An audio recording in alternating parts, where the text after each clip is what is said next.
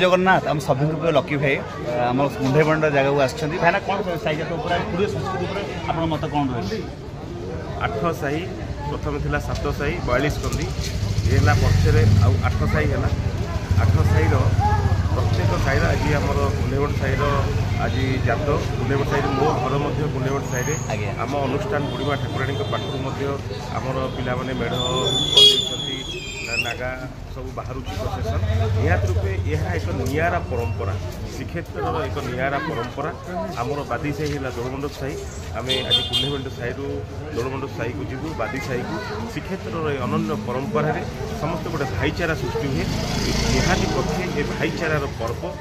जो श्रीक्षेत्र अनन्य परंपरा महाप्रभुंर नीतिकांति सहित जड़ित आपणकर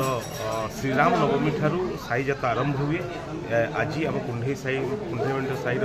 जात आज दोलमंडप साई जीव समस्ते एकाकार हुंती एवं साईर समस्त मुरबी मान आरंभ कर पाने समस्ते आज मस काली काल प्रचेषा करी आज निजक प्रस्तुत रखी था बंदेवाई यह एक अनन्य परंपरा। जगन्नाथ भगवान की।